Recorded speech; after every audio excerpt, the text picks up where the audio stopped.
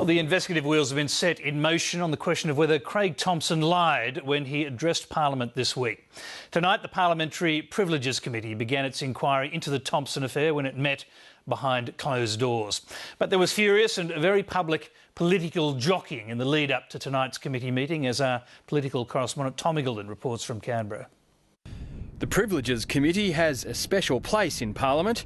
It's where a select few MPs gather to defend the reputation of the institution.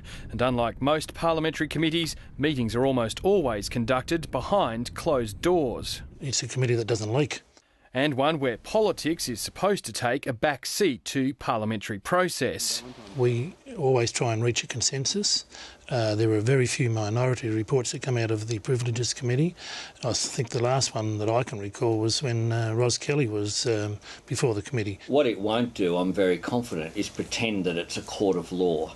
The consequences of the Parliament becoming a star chamber, I mean, this is 500 years of precedent here. Members of the committee rarely speak about what goes on inside it, but one today conceded the investigation into Craig Thomson is not going to be a quick one. And certainly could be months because there's a lot of information to come before us, and quite rightly, as people have commentated, we may well have to wait for other jurisdictions to do their work before we can again look at some of the information.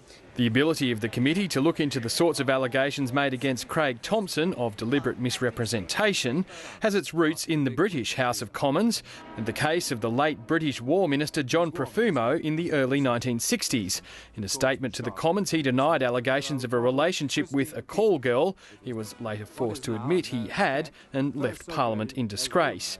The committee can dole out 5 potential punishments. The most severe is a prison term of up to 6 months. It can also impose a fine of up to $5,000. It can make a public reprimand and demand a public apology. It can even take away the plastic parliamentary pass needed to enter Parliament House. What's less clear is how the committee would decide whether Mr Thomson's guilty of deliberate misrepresentation. Tony Abbott's pushing for a low bar of proof, less than the lack of reasonable doubt for criminal trials in court. I don't seek to give the Privileges Committee advice. But I would have thought that the ordinary civil standard would be more than good enough for the Parliament. Thank you for Justice Abbott for that interpretation of the law. I mean, you know, this guy's just a hack. He's not a judge, he's not a jury, he's a hack.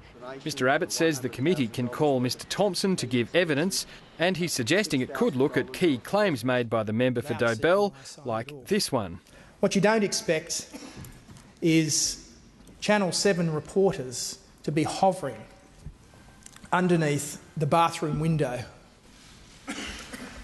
while my pregnant wife is having a shower. It would be open to the Privileges Committee to call Channel 7 to ask them whether in fact they did engage in some kind of peeping Tom behaviour. Mr Abbott's also questioning Mr Thomson's allegations against Tony Nassios, the Fair Work Australia investigator who produced the damning findings about him. Mr Nassios, the delegate, was selective and biased. I myself had only one interview with Fair Work Australia close to 2 years ago. That was it. One interview 2 years ago. It would be open to the Privileges Committee to call Mr Nassios and ask him, did he in fact have minimal contact with Mr Thomson, as Mr Thomson alleges. The government says Mr Abbott should keep his opinions about who should be called to himself. That's a matter for them. Funnily enough, I actually think that the committee should have proper processes and shouldn't be directed by anyone, be it Mr Abbott or by myself. The non-partisan traditions of the Privileges Committee are set to be tested to the limit, with the noise of the political contest being played outside it reaching a cacophony. Its every move will be scrutinised as the Craig Thomson affair lurches into another unpredictable chapter.